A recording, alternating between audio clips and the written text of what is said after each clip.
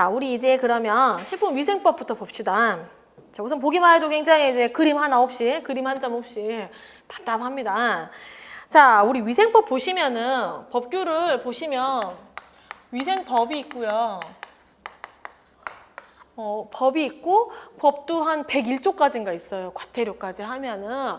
그럼 이 법에서 이제 예를 들어 1조 이제 쭉 하면은 이제 머리만 나오고요. 얘와 관련된 예를 들어 뭐 총리령으로 정하는 기관, 뭐 종리령으로 원하는 뭐 이렇게 표현한다거나 이런 내용들은 누구와 같다 이렇게 표현을 해놓고 더 세부의 내용은 시행령에 나와 있어요.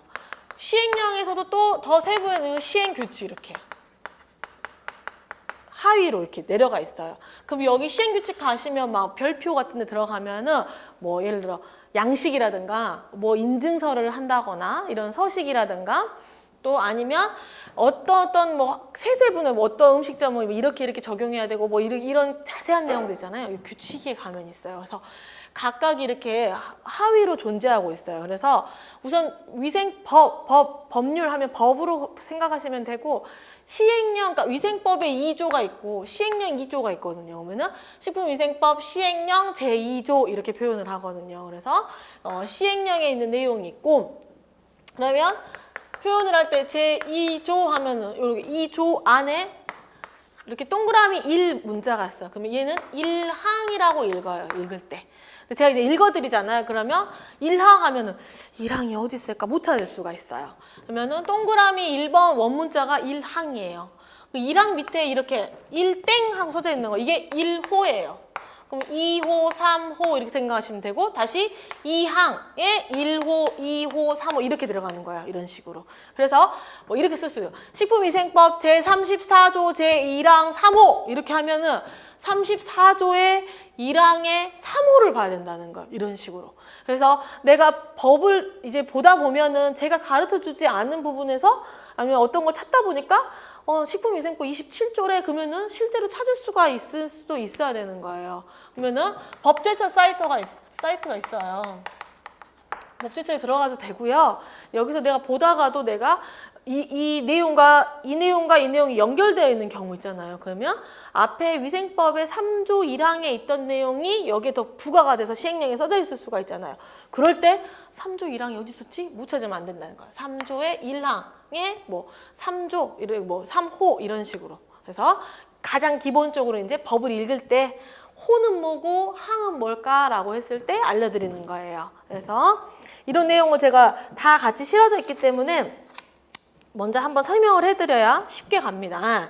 자, 그리고 이제 이 책의 정리는 최대한 어떻게 되어 있냐면 위생법은 이렇게 쭉 정리가 되어 있고 중간중간에 이제 박스가 이렇게 딱 처리가 되어 있는 애들은 위생법이 아닌 위생법과 관련된 시행령이라든가 관련된 고시라든가 이런 것들은 박스 처리해가지고 집어넣어 놨어요. 그러니까 여기에 있는 내용이 A라는 내용이 여기에 A하고 같이 연결되어 있는 경우가 있잖아요. 그러면 이거 다 보고 이거 보고 이러면은 기억이 안 난단 말이에요. 그래서 여기 있는 내용에 관련된 내용들을 박스로 이렇게 넣어가지고 바로 밑에 이렇게 붙여놨어요. 제가. 그래서 이렇게 지금 우선은 작성이 되어 있어요. 한번 봅시다. 자, 1조에 있는 목적은 우리 아까 했던 내용이죠. 자, 2조에 보면 이제 정의가 나와요. 정의. 그래서 우리 위생법에서 이제 사용하는 용어들에 대한 정의가 나와요. 근데 정의가 또 이 정의 문제가 생각보다 많이 나와요. 그러니까 이 위생법에서 기본적으로 이 용어의 정의는 무조건 다 기억을 하셔야 돼요. 그래서 자, 용어의 정의를 한 번씩 쭉 설명을 드릴게요. 첫 번째, 식품이란 모든 음식물을 말한다 라고 써져 있죠. 자, 식품이란 모든 음식물을 말한다. 근데 옆에 가로가 있네? 가로를 봤더니 의약으로 섭취하는 것은 제외한다 라고 써져 있잖아요. 그 말은 뭐냐면 식품이란 의약으로 섭취한, 의약품을 제외한 모든 음식물을 말한다 라고 정리할 수 있어요. 그러겠죠? 그래서 이 법을 보실 때 이 가로에 이제 제외한다 이렇게 써져 있잖아요. 이 부분 꼭 체크를 해주셔야 돼요. 왜냐하면 시험 문제 이게 잘 나와요. 잘 나올 수밖에 없어요. 그래서 보기를 할 때 틀린 보기로 많이 나오는 부분이 이 제외 부분이라 제외한다를 잘 체크해 두시면 틀린 걸 쉽게 찾을 수가 있어요. 자, 그래서 역시나 마찬가지로 식품에 대한 정의를 보시면 모든 음식물 다 식품이야. 근데 의약품은 아니다 그 말이잖아요. 의약은 아니다. 의약으로 섭취하는 것은. 그래서 뭐 이거를 같이 표현해서 보기에다가도 뭐 의약품을 포함한 모든 음식물을 말한다. 이런 식으로 이렇게 표현을 하니까 자, 법규를 보실 때는 읽는 방법 잘 체크해두고 두 번째 꼭 짚고 넘어가야 될 게 요 가로에 있는 내용. 이걸 제외하고 이걸 빼고 아니면 뭐에 한한다 이렇게 써져 있어요. 그래서 그런 부분 잘 체크를 합시다. 두 번째, 식품 첨가물이란 식품을 제조, 가공, 조리 또는 보존하는 과정에서 감미, 착색, 표백 또는 산화 방지 등을 목적으로 식품에 사용되는 물질을 말한다 라고 써져 있죠. 자, 첨가물을 보시면 이제 어떤 과정이냐면 제조, 가공, 조리, 보존 이 모든 과정에서 자, 첨가물 중에 대표되는 감미, 단맛을 주는, 착색, 색깔을 주는, 표백, 색을 하얗게 하는, 산화 방지, 산화를 방지하는 이런 목적으로, 대표적으로 이런 애들을 목적으로 가지고 사용되는 물질을 말합니다. 자, 이 경우에 기구, 용기, 포장을 살균, 소독하는 데 사용돼서 간접적으로 식품으로 옮아갈 수 있는 물질 모두 포함합니다. 그렇죠? 이해하셨죠? 그래서 첨가물에 대한 정의 보시면 이런 과정에서 이런 목적으로 사용되는 걸 다 하는데 여기에 누가 들어가냐? 단서 같은 경우 보세요. 이 경우에 이 살균 소독하는 데 쓰이는 것까지 모두 다 포함된다 그 말입니다. 자, 3번 보시면 화학적 합성품에 대한 정의가 나와요. 자, 화학적 합성품은 사실은 어디에 나오냐면 첨가물에서 나오는 용어예요. 그래서 첨가물에 나오는 용어인데 근데 이 용어는 저는 이 보기가 언젠가 없어질 수도 있는데 이 식품 첨가물이 옛날에는 천연 첨가물과 화학적 합성품으로 나왔어요. 우리 식품 첨가물이 다 천연에서 추출하는 것만으로는 채울 수가 없죠. 어떤 효과를 보면 걔하고 똑같이 합성을 할 거 아니에요. 그래서 화학적 합성품에 대한 내용이 꼭 필요했는데 현재는 첨가물 공존이 바뀌면서 화학적 합성품 단어가 다 없어지고 모두 다 식품 첨가물이라는 단어로 통합이 됐지만 우선 이 정의는 사라지지 않고 있어요. 그래서 우리가 법령을 보다 보면 법령과 공전과 뭐 책의 내용과 이런 것들이 다 일치하지 않을 수도 있지만 어찌됐건 우선 법령에 계속 이 단어를 쓰고 있기 때문에 이거에 대한 정의도 살펴봐야 돼요. 자, 보시면 화학적 합성품이란 화학적 수단으로 원소 또는 화합물에 분해 반응 외에 화학 반응을 일으켜서 얻은 물질을 말한다 라고 써져 있죠. 자, 화학적 합성품이란 건 말 그대로 화학적 수단을 이용해가지고 화학 반응을 일으켜서 얻은 물질을 다 말해요. 근데 누구를 뺀다? 자, 별표 해주세요. 분해 반응 외에예요.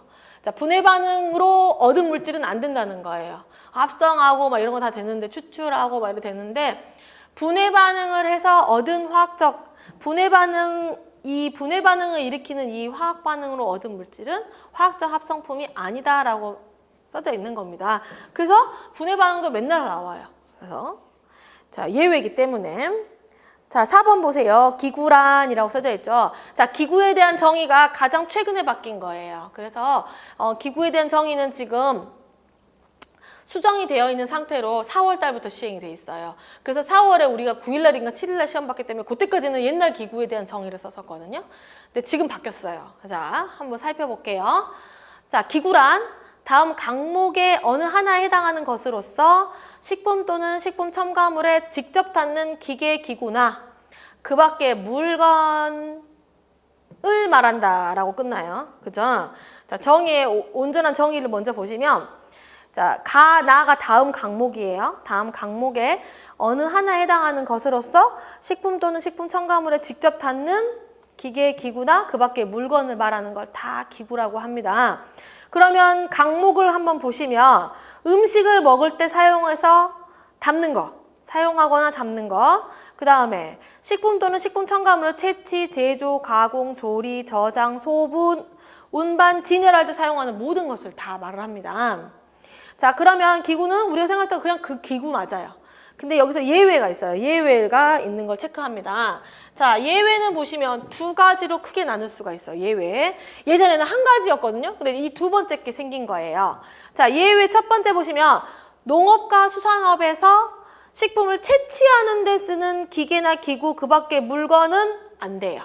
자, 농업과 수산업에서 뭔가 이렇게 낚고 캐고 이런 거 안 된다는 거예요. 그랬을 때 제일 많이 나오는 예시 항상 말씀드리죠. 그물, 어망, 탈곡기, 이런 거 안 된다는 거예요. 그죠?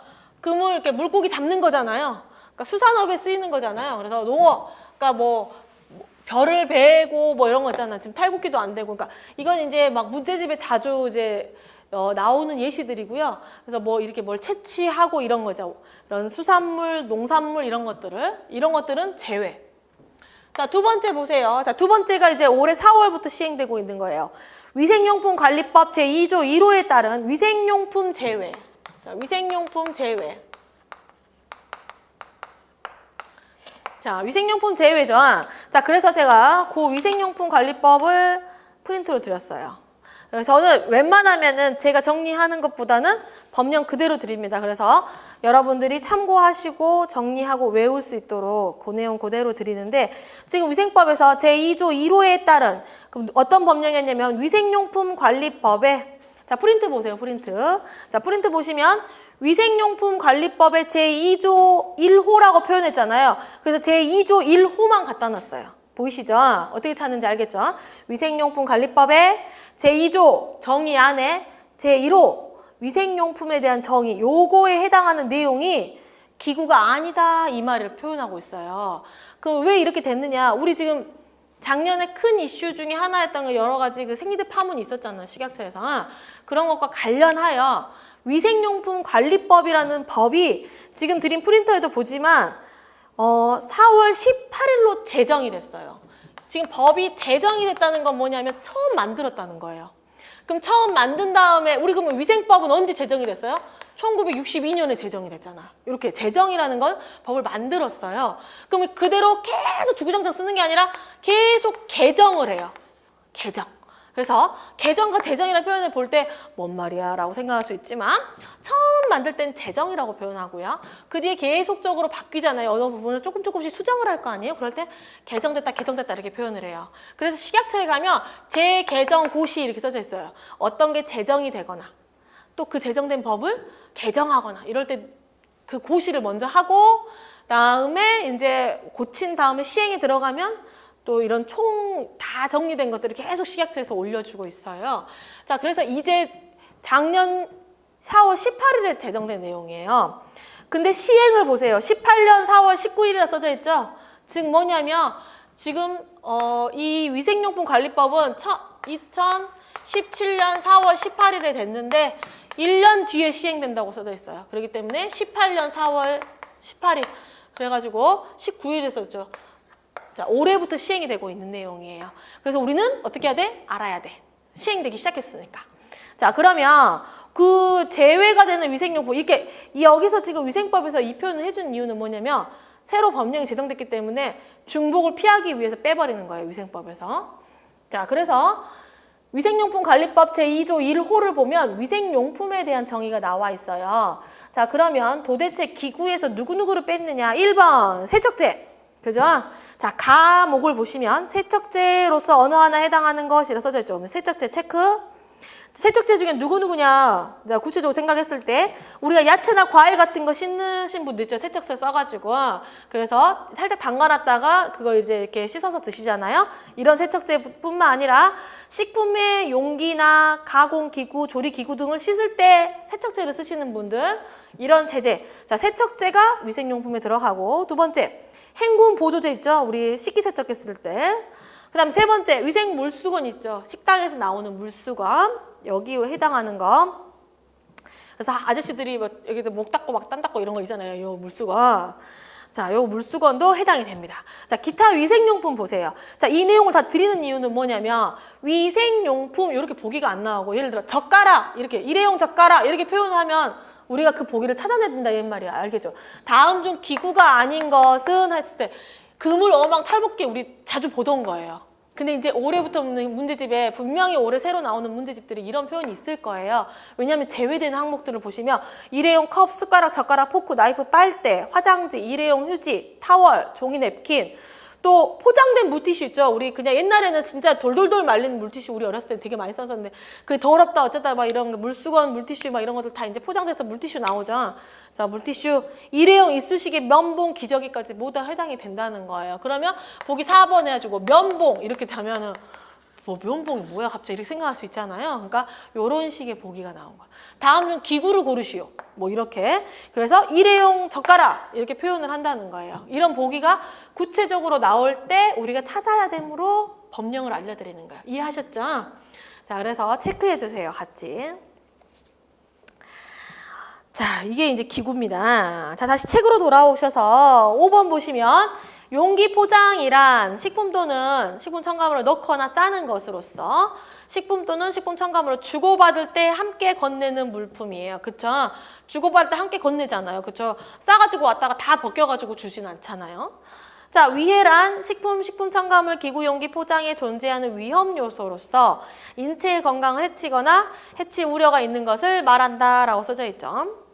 자, 그 다음에 표시란 식품 첨가물, 식품, 기구, 용기, 포장 등을 적는 문자, 숫자, 도형 다 말합니다. 표시는 문자, 숫자만 말한다. 하지만 이런 보기에 나오면 틀린 보기, 도형까지도 다 해당이 된다.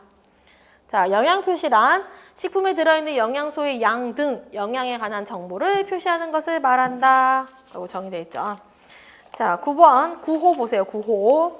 영업이란 식품 또는 식품 첨가물을 채취, 제조, 가공, 조리, 저장, 소분, 운반 또는 판매하거나 기구 또는 용기 포장을 제조, 운반, 판매하는 업을 말한다 라고 써져 있죠. 자, 우리 뒤에 가면 영업의 종류 쭉 나올 거예요. 그래서 우리가 지금까지 알고 있었던 영업과 이제 뭐 자판기까지 다 해당이 돼요. 위생법에 들어가는 영업 속에.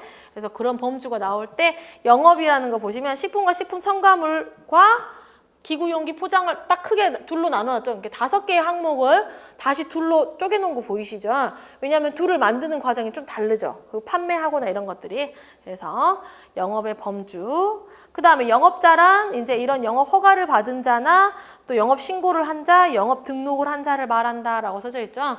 자, 그래서 우리 사장님들이 영업을 하실 때는 그 영업의 종류에 따라서 신고, 허가, 등록 셋 중에 하나를 하게 됩니다. 그래서 그거에 따라서 어디다 신고해야 되는지, 어디다 허가를 받아야 되는지, 어디다 등록을 해야 되는지가 달라요. 11번 식품위생이란 식품 첨가물, 기구 또는 용기 포장을 대상으로 하는 음식에 관한 위생을 말한다. 12번 12호 집단급식소란 영리를 목적으로 하지 아니하면서, 자, 집단급식소의 정의, 그죠? 제가 이번에 영양사를 7월에 가르쳤거든요, 사실은. 근데 영양사 문제에도 집단급식소 문제가 나오더라고요. 그러니까 중요한 정의예요, 이 정의. 그리고 영양사들은 당연히 그러겠죠. 집단급식소에 가서 일을 하는 경우가 많기 때문에. 자, 집단급식소를 먼저 보시면, 자, 1번 체크. 영리를 목적으로 하지 않아요. 즉, 비영리예요, 비영리. 그러면 문제 나오기 아주 쉽겠죠. 영리를 목적으로 하면서 이렇게 표현할 수 있잖아요. 그러니까 자, 집단급식소는 비영리여야 됩니다. 영리를 목적으로 해서는 안 되고요. 자, 2번 특정 다수인. 그죠? 특정 다수인. 꼭 체크해 두세요. 자, 특정 다수인과 불특정 다수인이 뭐나요, 선생님이라고 했더니 특정 다수인은 말 그대로 예를 들어 땡땡 고등학교에 집단급식소면 땡땡 고등학교 학생들만 밥을 먹잖아요. 땡땡 고등학교 옆집에 사는 아줌마랑 아저씨랑 다 와서 먹지 않잖아요. 그래서 그 친구들 땡땡 고등학교에 다니는 뭐 학생 및 뭐 교사에게 제공한다 이렇게 정해져 있다면 거기만 주잖아요. 그랬을 때 특정 다수인이고요. 그냥 여기 음식점 이제 앞에 뭐 차돌박이집 생겼다. 아무나 들어가서 먹잖아요. 그게 불특정 다수인이에요. 그렇기 때문에 집단급식소는 우선 특정 다수인에게 줘야 되고요. 세 번째, 계속해서 음식물을 공급하는 겁니다. 그래서 집단급식소는 우선 보면은 뭐 중식, 조식 이렇게 준다거나 중식, 조식? 중식, 석식이지 조식이 먼저지. 이렇게 한자에 제가 약해요. 한자가 약해가지고 제가 사실 이과를 결정을 했는데 한자는 끊을 수가 없더라고요. 지금은 저희 아들한테 한자를 시키긴 하는데 강요하지 않습니다. 한자 어려워. 조식, 중식, 석식이잖아요. 그렇기 때문에 그 학교에서 뭐 조식을 한다거나 기숙사 있으면 조식하고 이렇게 정해져 있잖아요. 그래서 계속적으로 공급을 하게 되죠. 자, 다음 강목의 어느 하나에 해당하는 곳의 급식시설이었는데 이게 누구로 정해냈냐? 대통령령으로 정해져 있어요. 자, 그러면 누구냐? 가번 기숙사, 나번 학교, 다번 병원, 라번 사회복지시설, 마번 산업체, 그 다음에 공공기관, 그 밖에 후생기관. 여기에 해당하는 급식시설은 집단급식소로 이런 목적을 가지고 만들 수 있습니다. 자, 그 다음에 보시면 박스 처리되어 있죠. 자, 보시면 시행령 제2조예요. 즉 방금 식품위생법 제2조 12호와 관련되어 있는 시행령이에요. 자, 뭐냐면 이 식품위생법 시행령 제2조에는 집단급식소의 범위가 나와 있어요.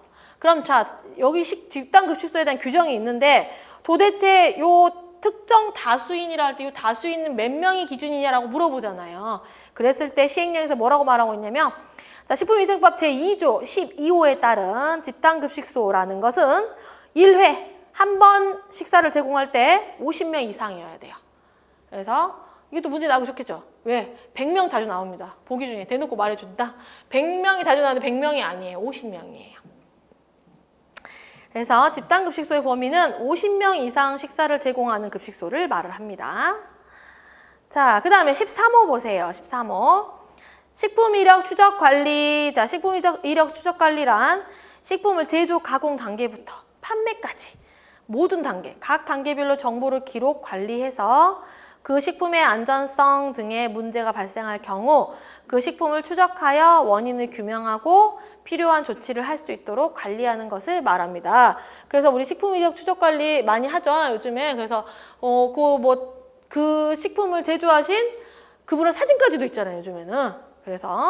그래서 만약에 뭔가 문제가 생기거나 이렇게 추적 관리를 해놓으면 각 스텝에서 누가 생산을 했고 누가 이동을 했고 다 적어져 있기 때문에 기록 관리되어 있기 때문에 뭔가에서 문제가 생겼을 때는 어디서 문제가 생겼는지 바로 잡을 수 있습니다. 자, 14호 보시면 식중독에 대한 정의가 나옵니다. 자, 식중독의 정의 보시면 식품 섭취로 인하여 인체에 유해한 미생물 또는 유독 물질에 의하여 발생하였거나 발생한 것으로 판단되는 감염성 질환 또는 독소형 질환을 말한다라고 써져 있죠. 자, 식중독은 보시면 지금 여기서 보면은 우리 식품 섭취로 인한 건 당연히 식중독이니까. 근데 미생물에 의하거나라고 써져 있죠. 그러니까 미생물이거나 아니면 유독물질이 뭐겠어요? 독소를 말하는 거죠. 그래서 이 미생물에 의할 수도 있고 이 미생물이 증식을 하면서 몸 밖으로 내놓는 이 독소 때문에 식중독이 발생할 수도 있어요. 그렇게 기준으로 했을 때 감염형 질환 또는 독소형 질환이라고 말한다라고 써져 있죠.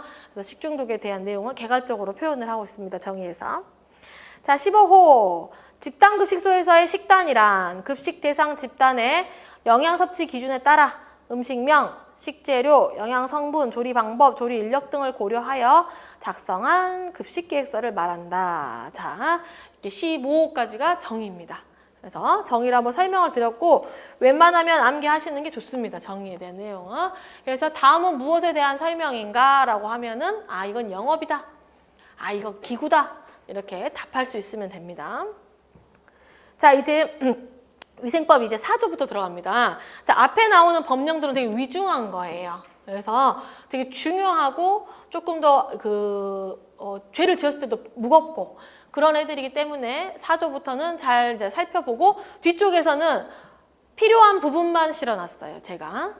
자, 4조부터 보시면 위해 식품 등의 판매 등 금지예요. 자, 4조에서는 무조건 이제 우리가 위생학이니까 위해 식품에 대한 내용이 나올 수밖에 없죠. 그러면은 우리가 이제 우리 지금 교재 맨 마지막에 벌칙이 있어요. 한번 볼래요? 자, 우리 책 52페이지 봅니다. 자, 우리 책의 52페이지를 보시면 벌칙이 나와 있는데 위생법에서는 제 93조부터도 있는데 너 이렇게 하지 않았을 때 벌이 있어요. 그러면 벌을 보시면 94조부터 98조 보시면 10년 이하의 징역 또는 1억 원 이하의 벌금이라고 내용이 나오죠. 그래서 벌칙은 보시면 10년, 5년, 3년, 1년으로 나눠져 있어요. 그러면 징역이 있고 그 다음에 거기에 합당하는 벌금도 있죠. 그 다음에 보시면 뭐 있죠? 병과라고 써져 있죠. 둘 다 줄 수도 있어요. 이렇게. 그러면 10년이라는 법을 보시면 이미 위중한 거예요. 그렇죠? 죄를 과하게 지으신 나쁜 짓을 크게 하셨어요. 5년, 3년, 1년 단위로 정해져 있어요. 그래서 이 벌칙에 대해서 진짜 똑똑하신 분들은 다 외우시지만 전 절대 다 외우라고는 안 합니다. 무슨 알파고도 아니고 기본적으로 10년짜리 법을 외웁니다, 우리가. 그래서 다음 중 10년 이하의 징역 또는 1억 원 이하의 벌금에 처하거나 병과되는 경우는 어떤 것이냐? 라고 보기가 나올 수 있어요. 근데 보시면 6개 정도밖에 안 되기 때문에 10년은 거의 다 외웁니다. 5년도 뭐 살펴보시긴 하는데, 그래서 자, 법이 보시면 이 어떤 항목에 따라서 구분되어 있어요. 자, 이 얘기를 먼저 해드리는 이유가 있어요. 다시 책으로 돌아와서 16페이지 보시면, 자, 세조는 지금 제4조는 지금 이 10년에 해당하는 법이에요. 그러니까 해당하는 내용이에요. 즉, 제4조를 위반했을 때는 10년 이하의 징역 또는 1억 원 이하의 벌금에 처하거나 병과되는 경우입니다. 그래서 앞에 이제 그 위중한 이제 몇 개 조들이 나올 때는 요거에 해당하는 내용이 있으면 제가 다 체크를 해드리거든요. 그러면 공부를 하면서 이 내용은 10년짜리구나 이렇게도 기억을 하실 수도 있으면 좋으니까. 자, 그래서 법 제4조. 자, 4조라고 표현한 내용이 뭐냐면 4조에 들어있는 모든 내용이 다 해당된다는 거예요. 그래서 그러니까 법 제4조 예를 들어 뭐 1항 3호 이렇게 표현하면 요 3호에 해당한 내용만 해당이 되지만 현재 보시면 법 제4조가 다 해당이 돼요. 뭐 병에 걸렸거나 뭐 이런 항목들이 전부 다 벌칙 중에 어디에 들어가냐? 10년짜리에 들어간다는 거예요. 이해하셨죠? 자, 법 제4조를 보시면 위의 식품 등의 판매 등 금지입니다. 누구든지 다음 각 호의 어느 하나에 해당하는 식품 등을 판매하거나 판매할 목적으로 진열도 해서는 안 돼요. 진열을 해가지고 아직 팔지 않았어. 팔기 직전이야. 그래도 걸려요, 법에. 네가 지금 판매할 목적을 가지고 진열을 했기 때문에 이미 걸립니다. 이해하셨죠? 나 아직 안 팔았어요. 안 팔았으면 되는 거 아니에요? 안 된다 이 말입니다. 자, 그래서 어디 범위가 보시면 처음에 채취, 제조, 수입, 가공, 사용, 조리, 저장, 소분, 운반, 진열까지 모두 다 해당이 됩니다. 그래서 위의 식품을 팔아서는 절대 안 된다는 조항이에요. 자, 그러면 어떤 것들이 위의 식품이냐라고 써져 있죠. 1호부터 7호까지가 다 해당이 돼요. 그럼 1호부터 7호까지 내용이 다 10년짜리예요. 보시면 첫 번째 1호 썩거나 상하거나 설익어서 건강을 해칠 우려가 있는 것. 2호 유독 유해 물질이 들어있거나 묻어있거나 이럴 염려가 있는 것. 3호 병을 일으키는 미생물에 오염되어 있거나 염려가 있는 것. 4호 불결하거나 다른 물질이 섞이거나 첨가된 것 이런 것들. 5호 자, 제18조에 따른 써져 있죠. 18조가 뭐냐면 안전성 심사 대상이라 써져 있는데 우리 유전자 변형식품. 그죠? 자, 유전자 변형식품의 안전성 심사 대상이에요. 근데 심사를 받지 않은 거. 그러니까 안전성 검사, 유전자 변형식품 안전성 검사를 받지 않은, 심사를 받지 않고 파는 거, 또는 심사를 받았어. 식용으로 부적합을 맞았어. 근데도 파는 거. 그죠? 문제가 있죠, 당연히. 이거는 안 된다 그 말입니다. 6호 수입이 금지된 것. 그죠? 또는 수입 신고하지 않고 파는 거. 그것도 안 된다. 7번 영업자가 아닌 사람이 제조, 가공, 소분한 것 안 됩니다. 영업자로 신고하지 않고 판매를 하게 되면 걸린다 그 말입니다.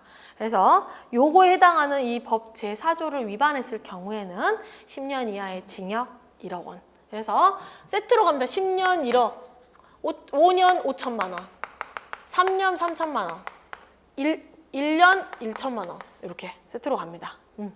그래서 이 내용 가시고요. 그 다음에 자 제5조 보세요. 자 제5조 역시 10년 1억입니다. 그리고 병과. 그래서 제5조 이렇게 써져 있잖아요. 책에. 그럼 옆에다가 딱 써놓으세요. 위쪽에다가 10년 1억 병과 이렇게 딱 써놓으면 돼요. 그래서 10년짜리 둘 다 할 수도 있다. 병과까지. 이렇게 체크해 두시면 다음번에 공부하실 때도 5조를 위반했을 때는 10년이지. 이렇게 생각하시면 됩니다. 자, 병든 동물 고기의 판매 등 금지입니다. 당연히 나쁜 놈이죠. 병든 동물을 팔았으니까. 누구든지 총리령으로 정하는 질병에 걸렸거나 총리령으로 정하는 질병 목록이 쫙 있어요. 그리고 걸렸을 염려가 있는 동물, 뻔히 걸렸을 염려가 있을 동물이에요. 이런 동물 또는 그 질병에 걸려 죽은 동물의 고기, 뼈, 젖, 장기 또는 혈액을 식품으로 판매하거나 판매할 목적으로 채취, 수입, 가공, 사용, 조리, 저장, 소분, 운반, 진열해서는 안 됩니다. 자, 그래서 보시면 이 병든 동물의 이런 뭐 죽었거나 걸렸거나 걸릴 위험이 있거나 이런 것들의 어디 부분이냐면 1번 고기, 2번 뼈, 3번 젖, 4번 장기, 5번 혈액 이렇게 5가지 해당 사항이 있어요. 이것들을 식품에 판매하면 안 됩니다. 결국 이거 빼면 남는 게 없지만 그렇잖아요. 다 안 된다 이 말이에요. 다. 자, 그 다음에 보시면 제6조를 보겠습니다. 제6조. 자, 제6조도 10년이에요. 자, 4조, 5조, 6조 모두 다 해당이 됩니다. 자, 4조, 5조, 6조. 그래서 앞에 나와 있죠? 크게. 자, 6조도 보세요. 자, 6조 보시면 기준 규격이 고시되지 아니한 화학적 합성품 등의 판매 등 금지. 자, 요거를 좀 더 쉽게 표현하자면 기준하고 규격이 정해지지 않은 식품 첨가물 말하는 거예요. 그렇죠? 자, 그 말은 뭐냐면 우리가 어떤 첨가물을 집어넣으려고 할 때 첨가물마다 모두 다 기준과 규격이 정해져 있어요. 아니면 검사를 끝내서 얘는 기준과 규격이 없어도 여러 개 아무 데나 다 쓸 수 있어 라고 되어 있는 것도 있고 어찌됐건 모든 검사를 끝내야 돼요. 그래서 첨가물을 해서 독성 검사도 해야 되고 여러 가지. 그래서 이런 A란 첨가물은 뭐 킬로그램당 1mg 이하로 쓰세요. 이런 식으로 기준과 규격이 정해져 있는 것만 써야 돼요. 근데 그게 안 된 거를 썼을 때는 큰 문제가 됩니다.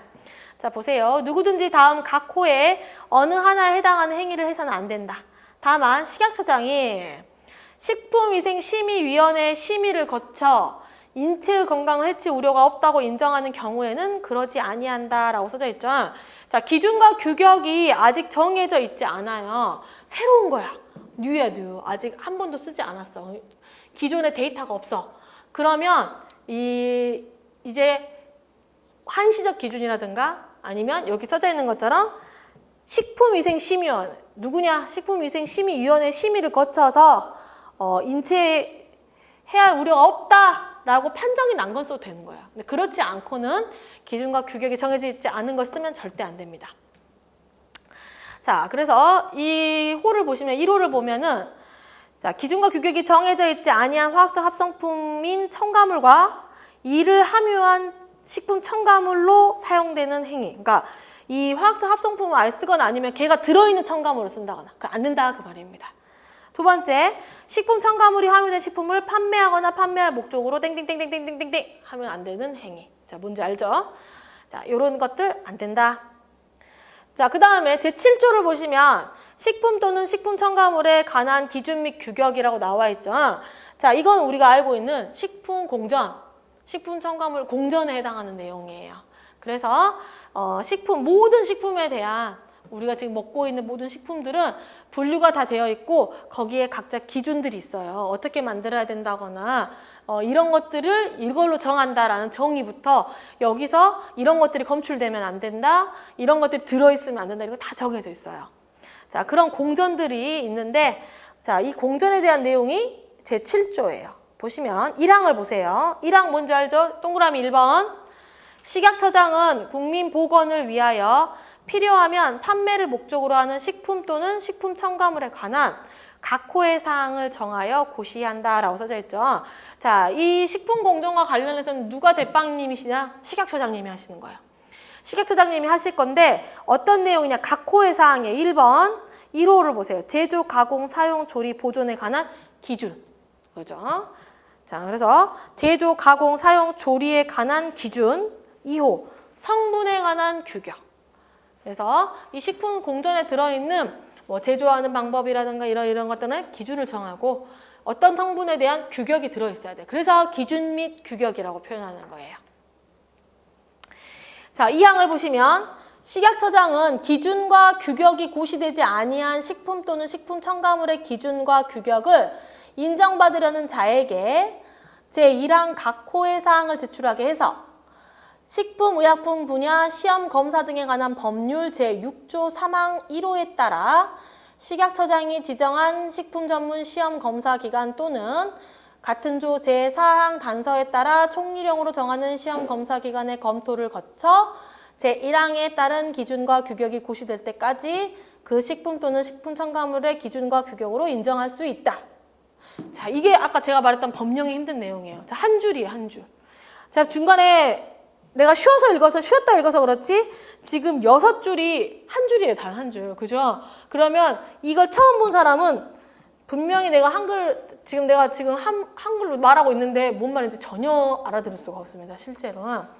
자, 요 내용은 뭐냐면 우선 쉽게 설명했을 때 기준과 규격이 정해지지 않은 거 있잖아요. 그럼 저는 아직 기준과 규격이 없는데 못 쓰나요? 이렇게 말할 수 있잖아요. 그러면 임시적으로 식약처장이 지정한 시험 검사 기관에 가서 시험을 받아가지고 거기 통과를 하면 쓸 수 있다 그 말입니다. 이해하셨죠? 자, 그거를 이제 고급지게 다시 한번 설명을 해볼게요. 자, 기준과 규격이 고시되지 아니한 식품 또는 식품 첨가물의 기준과 규격을 인정받으려는 자. 그러니까 새로운 식품 첨가물 쓰고 싶은 사람, 이런 사람은 어떻게 해야 되냐? 앞에 있는 것처럼 땡땡땡에 대한 기준, 성분에 대한 규격, 이거에 대한 내용 우선 제출해야 돼요. 그쵸? 제출하게 하고, 자, 시험 검사를 받게 할 건데, 시험 검사를 누구냐? 자, 시험 검사는 1번. 자, 식약처장이 지정한 어디예요? 식품 전문 시험 검사 기관 써져 있죠? 자, 1번이 누구냐면 식품 전문 시험 검사 기관. 여기 가서 검사를 받아야 돼요. 두 번째, 총리령으로 정하는 시험 검사 기관 이렇게 써져 있죠. 자, 총리령으로 여기는 위에는 식약처. 자, 식약처장이 지정한 식품 전문 시험 검사 기관에 가서 받거나, 자, 총리령으로 정하는 식품 시험 검사 기관의 검토를 거쳐라고 써져 있죠. 자, 그러면 요 세 개는 우리 뒤에 나오지만 지금 하나 옆에다 적어 놓습니다. 자, 총리령으로 정하는 시험 검사 기관은 1번 식품의약품 안전평가원.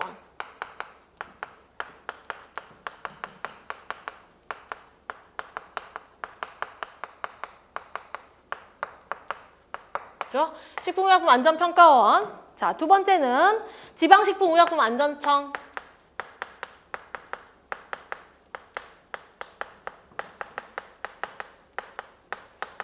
안전청입니다. 여기는 지방이죠, 지방. 자, 식약처 밑에 있는 소속되어 있는 기관들이죠. 자, 시도 보건환경연구원, 그렇죠? 시와 도에 있는 보건환경연구원.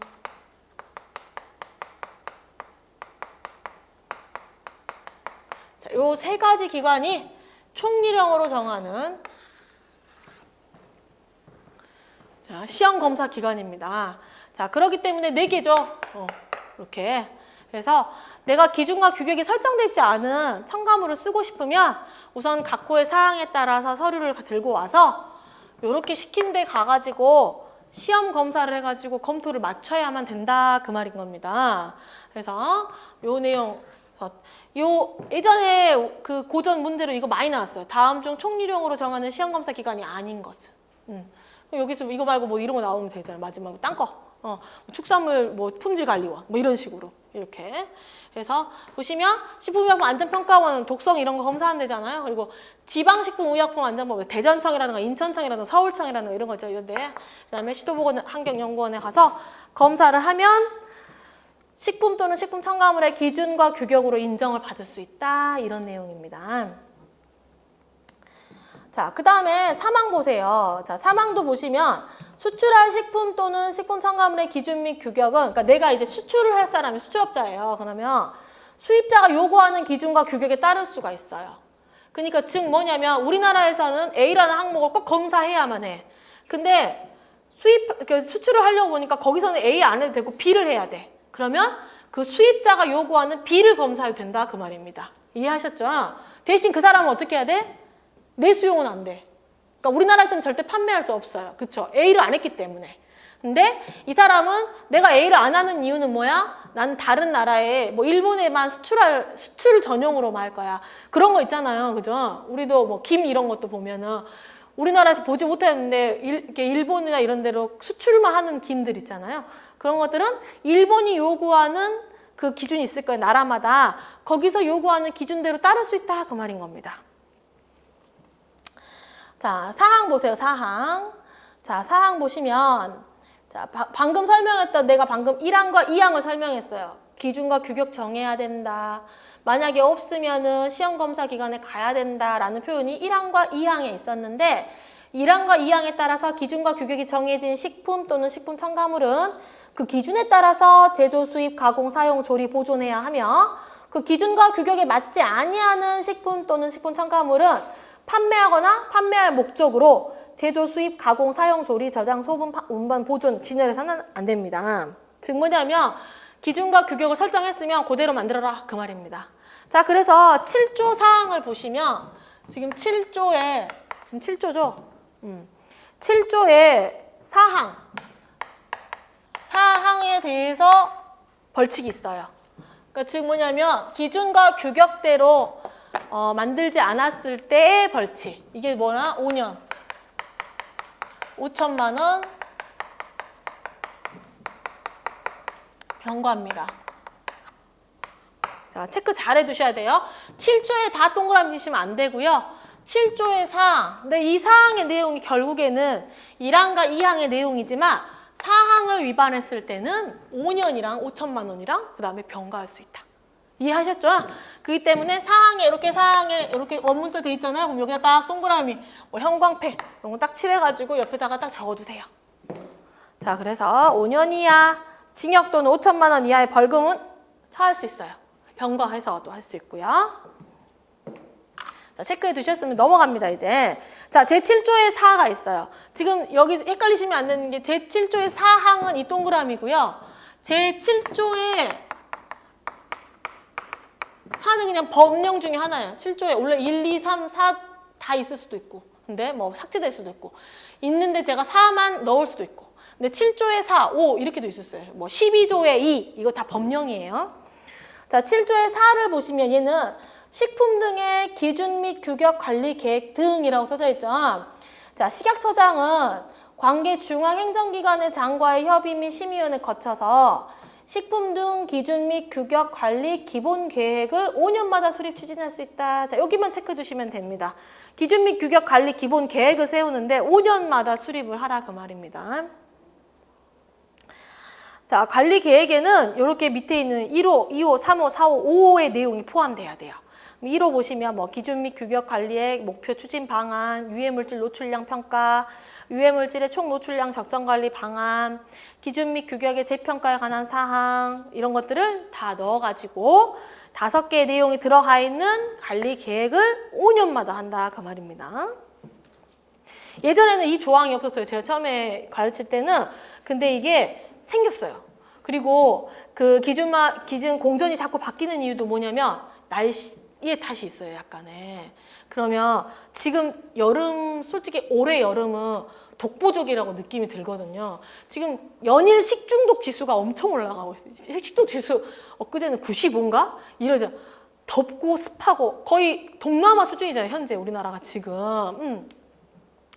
그러면 뭐 식중독 지수, 뭐 세차 지수 막 지수들 나오잖아요. 그거 식약처 제공하고 있거든요. 그 식중독 지수의 범위 우리가 외워요. 뭐 주의, 관심, 뭐 이렇게 경계 뭐 이렇게 외우는데 지금 현재는 전부 계속 빨간불이에요. 그래서 막 95 이상인데 이러면 이제 뭐 터지는 식중독들이 있을 수 있고 근데 지금같이 더우면 오히려 조심을 많이 해요. 사람들이. 막 안 끓여 먹던 것도 끓여 먹게 되고 막 이렇게 좀 조심을 많이 하지만 이제 이런 습함이 막 내려가고 날씨가 약간 선선해. 오늘 아침 좀 시원했어요. 저는 그랬거든요. 항상 아침에 열면 아휴 후덥지구나 다시 닫잖아요. 열었다가 역시나 닫고 에어컨 틀잖아요. 진짜 요즘처럼 에어컨을 그냥 저희 이제 아이가 어리니까 아이가 그냥 자동으로 집에 들어오면 에어컨을 에어컨을 틀지 않으면 살 수가 없잖아요. 근데 아침에 한번 열어봐. 역시. 근데 오늘 아침에는 어제 소나기 오고 막 그래가지고 좀 시원하더라, 문 여니까. 잠깐 열어놓긴 했었는데, 이렇게 조금 선선해지면 조금 식중독이 올라가기도 하고, 이 기후의 변화가 지금 작년과 굉장히 다른 여름의 패턴이 나타났기 때문에 또 새로운 식중독이 막 옛날에 많이 없었는데 막 올라간다. 그러면 우리 어떻게 해야 돼? 체크해야 돼요. 특히 경기도 같은 경우는 경기도 쪽은 예를 들어 식품 사고가 터지잖아요. 어떤 것에서 대장균이 검출돼서 막 식중독이 막 일어났다거나 그러면 그 부분에 대해서 기사를 친구들이 다 스크랩을 해요. 스크랩을 해가지고 이제 어떤 친구들은 꼼꼼한 친구들 있잖아요. 그 기사를 싹 모아놓는 친구들도 있어요. 그래서 그런 부분이 나올 수 있기 때문에 그 부분에 대한 내용을 자세히 보죠. 저 같은 경우도 자세히 보지만 아이들이 예를 들어 뭐 지금 벤조피렌이 뭐 참기름에서 자주 나온다 그러면 벤조피렌이 원래도 우리 자주 나오는 내용 중에 하나인데 참기름에서 다량 검출됐다 하면은 참기름 우리 왜냐면 보통은 바베큐 뭐 우리 그 캠핑 가가지고 고기 해 먹으면 벤조피렌 많이 올라오고 이런 예시를 많이 드는데 참기름도 있다 이 정도만 하는데 이렇게 우리나라 사람들이 참기름 많이 사랑하잖아요. 사실은 엄마들이 막 떨어지면 막 이렇게 핥아먹고 막 이렇게 사랑하잖아요. 그렇기 때문에 벤조피렌 다량 검출됐다. 검출될 수밖에 없는 환경이에요.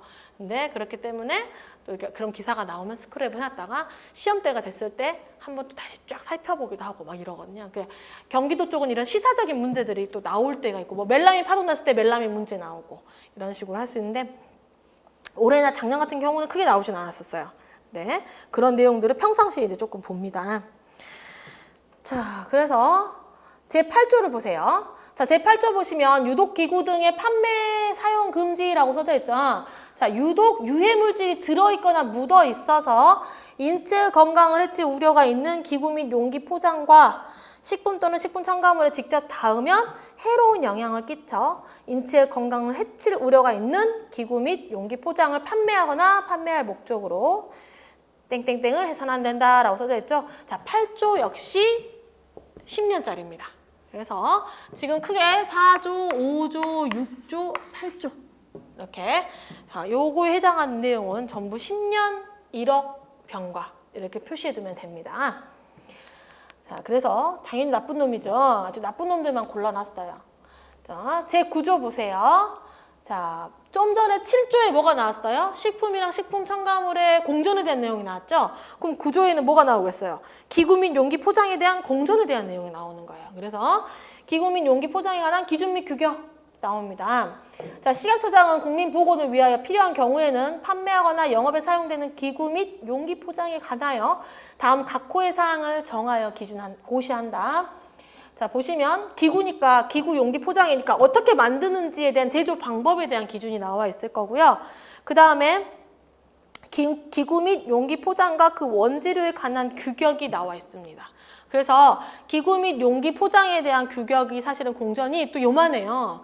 저는 웬만하면 이제 안 살펴보고 있습니다. 그것까지 갔다가는 너무 많으니까. 근데 그 화학적 식중독에 들어가면 플라스틱 같은 이런 합성수지가 나오고 이 합성수지를 나올 때 우리 그 가소제라 그래가지고 이런 프탈레이트 같은 거 이런 거 우리 외우거든요.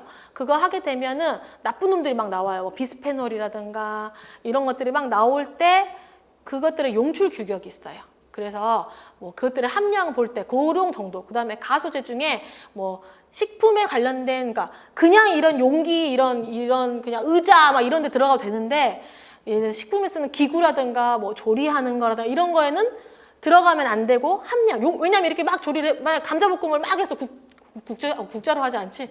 이런 데서 요리 안 한 티가 막 납니다. 이렇게 뭐 뭐라 그러지? 숟가락 큰 거 이런 걸로 막 하는데 그거에서 용출되는 내용 감자볶음에 들어가는 거잖아요. 그러니까 이런 용출 규격 같은 게 다 정해져 있어요. 그래서 그런 내용에서 필요한 부분이 있는 것들은 제가 발췌해가지고 여러분들한테 알려드립니다. 근데 그런 공전이 있다. 자, 그런 규격들이 정해져 있고요. 자, 마찬가지예요. 이 항을 보면 아까하고 똑같은 내용이에요. 이런 기준 규격이 고시되지 않은데 새로운 기구나 용기나 포장을 만들 수 있잖아요. 이런 사람들은 또 이걸 인정을 받아야 돼요. 그래야 사용을 할 수 있으니까.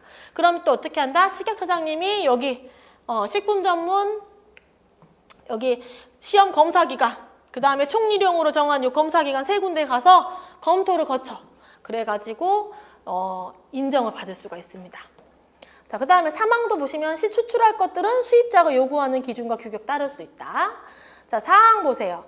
자, 4항도 마찬가지예요. 1항과 2항에 나와 있는 것처럼 이런 기준과 규격이 정해져 있는데 이거에 따라서 제조하지 않고 포장하고 판매할 목적으로 이렇게 했다. 그러면 걸린다. 라고 써져 있죠. 그래서 7조의 4항도 5년 5천만 원이잖아요. 9조의 4항도 마찬가지예요. 5년 5천만 원. 병과 할 수 있습니다. 그래서 기준과 규격이 정해져 있는데도 거기에 따르지 않는다거나 이렇게 됐을 때는 자, 그리고 이 기준과 규격이 정해져 있지 않은 이런 맞지 않는 제대로 만들지 않은 기구 및 용기 포장을 판매하거나 이런 목적으로 했을 때는 문제가 된다. 자, 그 다음에 제 10조를 한번 보겠습니다. 자, 제 10조는 이제 표시 기준이 나와요. 그죠? 자, 10조 표시 기준을 보시면 식약처장은 국민 보건을 위해서 필요하면 각 호의 사항에 대해서 표시에 대한 사항에 대해서 기준을 정할 수 있는데 1호를 보면 판매를 목적으로 식품 또는 식품 첨가물의 표시, 그 다음에 2호는 기준과 규격이 정하여진 기구 및 용기 포장의 표시. 근데 이거 내용을 그냥 다 고급지게 써져 있지. 결론은 뭐예요? 식품, 식품 첨가물, 기구, 용기 포장에 대한 표시를 다 식약처장이 정해서 고시를 해라 이 말입니다. 법령에. 자, 2항 보시면 앞에 1항에 있는 표시 기준이 정해진 식품 등은 그 기준에 따라 맞는 표시가 없으면 표시가 안 돼 있다. 그러면 이걸 판매하거나 판매할 목적으로 수입, 진열, 운반하거나 영업을 해서는 안 된다라고 써져 있죠. 그러니까 이 표시에 대한 내용도 전부 다 정해서 기준을 잡아놔라. 근데 만약에 그대로 표시하지 않고 하면은 문제가 된다. 자, 그래서 이 10조 2항에다 동그라미 치세요. 자, 10조 2항은 즉 표시를 하지 않고 판매하면 안 된다라고 써서 이거는 3년 3천만 원. 입니다. 자, 여기서 주의점은 뭐냐면 얘는 병과가 아니에요. 그죠? 병과 안 합니다. 아니고 3년 3천만 원 둘 중에 징역 3년 이하 또는 3천만 원 이하의 벌금을 물 수 있어요. 그러니까 지금 이제 조금 더 솔직히 생각했을 때 표시를 좀 안 하고 하실 수 있잖아요. 근데 너무 10년 이렇게 하지 않고 고치라고 하죠. 그래서 3년으로 내려갔습니다. 자, 그렇게 딱 체크해두고 그 다음 보시면 이제 사망 사항이 있죠. 자, 사망 사항은 딱 나눌 수가 있어요. 사망은 뭐냐? 사망 옆에다 동그라미를 치고 사망이 있고 각각의 표시 기준들이 있잖아요. 사망은 뭐예요? 식품하고 식품 첨가물에 해당하는 내용이에요. 그럼 사항은 기구, 용기, 포장에 대한 내용이에요. 이렇게 해놓으면 아주 편해요. 그래서 사망에 있는 내용은 식품 첨가물에 해당하는 내용이고 사항에 있는 내용은 기구, 용기, 포장에 해당하는 내용이에요. 자, 한번 살펴볼까요? 딱 적어놓고 자, 그러면 뭐 제1항, 제1호의 표시 기준 이렇게 써져 있는 이걸 내가 이렇게 설명해 준 거야, 그냥. 식품 첨가물 표시 기준 보시면 제품명, 내용량, 원재료명, 영업소의 명칭 및 소재지, 소비자 안전을 위한 주의사항, 제조 연월의 유통기한 또는 품질 유지기한, 그 밖에 소비자의 오인 혼동을 방지하기 위해 표시가 필요한 사항 등을 모두 적습니다. 이해하셨죠? 우리 뒤에 식품에 대한 표시 기준 있잖아요. 표시되어 내용을 잘 살펴보세요. 그러면 뭐 제품명, 내용량, 원재료명, 영업소의 명칭 및 소재지 이런 거 다 적어져 있잖아요. 이런 내용들을 내가 만든 게 내가 그 사장님이야. 나는 식품 첨가물에 해당하면 그거에 대한 내용을 다 표시를 해줘야 된다는 거야. 사망에 있는 걸. 나는 기구를 만드는 사장님이야. 그러면 사항에 있는 내용들을 하시면 돼요. 그래서 소비자의 안전을 위한 주의사항 뭐 이렇게 목에 걸릴 수 있으니 뭐 이런 표현들 있잖아요. 이런 것들. 제조 연월일, 유통기한, 품질 유지기한 요 중에 하나를 적어야 돼요. 그것도 정해져 있어요. 이 식품은 제조 연월일을 표시하세요. 이 식품은 유통기한 표시하세요. 이렇게 정해져 있거든요. 이런 것들 하는 거. 자, 그 다음에 사항 보시면 재질, 영업소 명칭 및 소재지, 그 밖에 소비자 안전을 위한 주의사항, 그 다음에 보면 지금 기구, 용기, 포장에서는 제조 연월일, 유통기한 이런 거 없죠. 그쵸? 얘들은 그런 게 중요하지 않아요. 그냥 얘는 재질, 어떤 내용이 어떤 재질로 이루어져 있다. 이게 제일 중요한 내용이죠, 사실은. 그래서 각각에 따라서 이렇게 표시의 기준이 다르다.